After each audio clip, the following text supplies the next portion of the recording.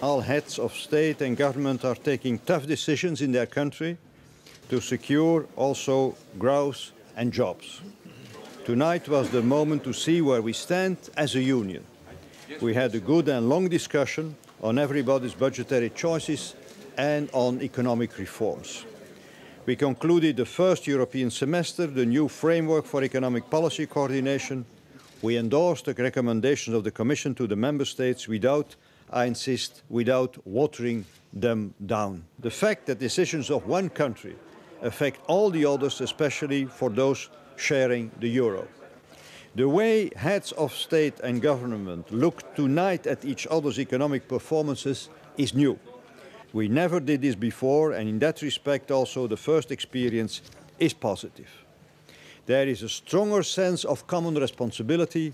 Even if these are difficult and worrisome days, we are strengthening the groundwork of the economic and monetary union. A comprehensive reform package agreed upon with the Commission in liaison with the ECB and the IMF, and adoption by the Greek Parliament of the key laws on the fiscal strategy and privatization must be finalized as a matter of urgency in the coming days.